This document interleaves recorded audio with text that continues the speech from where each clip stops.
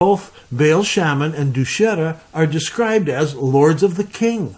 So here we have two names for the same god. So what have we learned? The god Baal Shaman is mostly found in inscriptions in Syria and in the north. However, we are told that sometime in the past, an Arab brought down this idol, Hubal, from Syria down to the holy city, and it became a snare to the Quraysh, so much so that it was located right beside the Kaaba. Muhammad's grandfather, Abdul Muttalib, used this idol when he needed to know things. Arrows were thrown for divination. We know that Abdul Muttalib dedicated the Prophet Muhammad as a young boy to this idol. And when we go to Petra, we discover there is indeed a temple right beside the Kaaba. It is a temple to Dushera, the Lord of the Mountain. That name is lost to us, but we know from Madat and Salaf that this is the god Hubal. And Hubal, because of Baal Shaman and Dushera, these all are coming around meaning the same thing, the Lord of the Mountains. And it appears the Shera Mountains and the god of the Shera Mountains all the way through.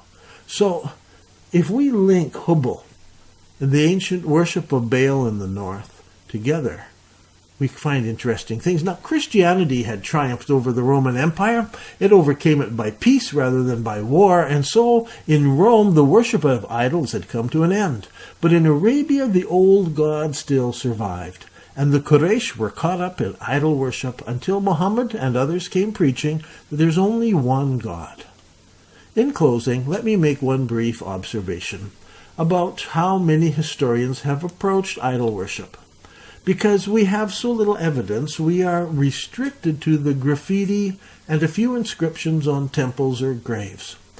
It has become common practice for those looking back in history, right from Ibn al-Kalbi in the Book of Idols, all the way down to today. People have identified dozens of gods, maybe even hundreds of gods. And so they will point out that in C there seems to be a temple to Baal Shaman, or right beside it a temple to Dushera. They could not be the same gods because they have different temples. Instead, they argue every temple has a different god. When they come to Petra, they have a problem identifying three churches that are side by side. They call them the Blue Church and the Red Church and so on. They don't suggest that Christians worship multiple gods. They're happy to accept that they had different views and different practice and different teaching and different ways of worship that have created different kinds of churches. I think the same thing can be said for the pagan world. Even though we find several temples in the same area, each dedicated to a god with a different sounding name, this does not mean that the people at the time saw them as being totally different gods. A Roman may call him Zeus, while a Nabatean may call him Dushera. Many of the god names are descriptive.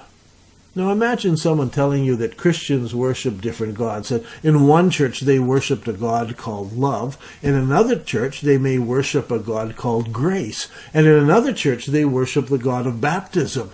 Different names on a building, they don't necessarily mean different gods. I think the same thing applies to pagans. Obviously, there are several different deities, but we still do not understand the pagan religions of pre-Islamic Arabia well enough to go around making big, bold statements. But I do believe we can identify Hubal and Hubal's temple, and it's right where it should be, right beside the Kaaba in Petra.